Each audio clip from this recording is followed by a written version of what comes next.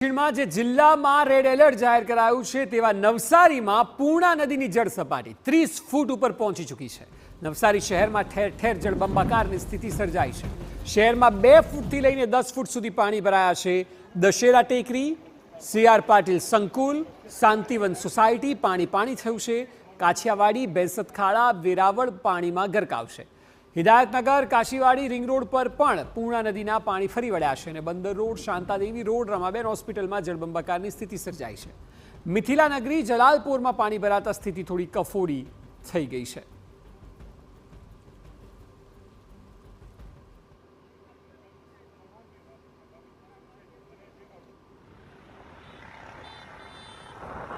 નવસારીમાં અનેક જગ્યાએ પાણી ભરાવાથી રસ્તાઓ બંધ થયા છે। Navsari Surat state highway, Navsari Bardoli state highway બંધ કરાયા છે। નવસારી ગણદેવી સ્ટેટ હાઈવે પણ અસરગ્રસ્ત છે, બંધ કરાયો છે। જિલ્લા અને તાલુકા પંચાયતના કુલ 70 જેટલા રસ્તાઓ બંધ છે।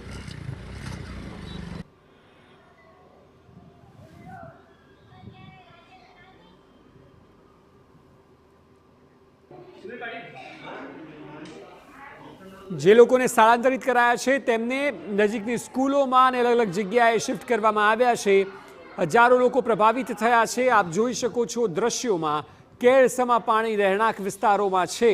તેનું કારણ છે પૂર્ણા નદીના જળસ્તર વધતા પ્રભાવિત થયો છે નવસારી જિલ્લો અને ઠેર ઠેર આ પ્રકારના દ્રશ્યો છે।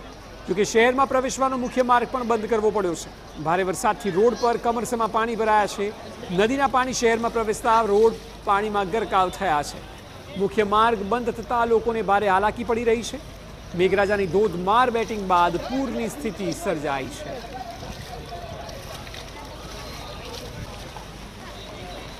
નવસારી શહેરની અંદરથી પસાર થતી જે પૂર્ણા નદી છે તેની અંદર પાણીની આવક વધતાની સાથે જ આજુબાજુના વિસ્તારોની અંદર જે પાણી ભરાવાની જે સ્થિતિ છે તે સર્જાઈ છે।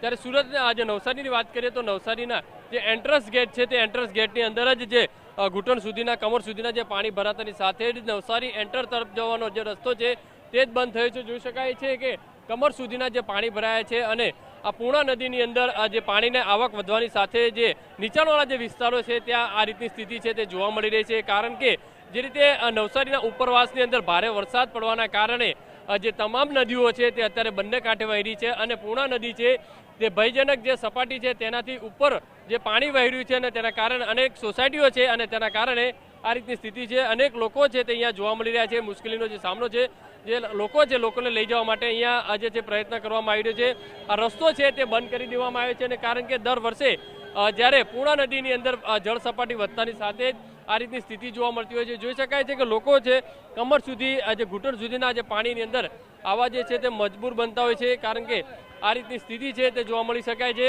કારણ કે વહેલી સવારથી આ રીતની પરિસ્થિતિનો જે સામનો છે તે સ્થાનિક લોકો કરી રહ્યા છે।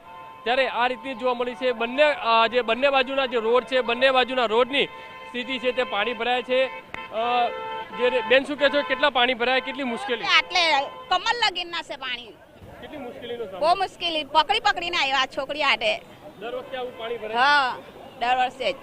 જે રીતે જોઈ શકાય છે કે જે કમર સુધીના જે પાણી ભરાયા છે અને તેના કારણે અનેક લોકોને જે સામનો કરવો, કેટલી મુશ્કેલી પાણીના કારણે?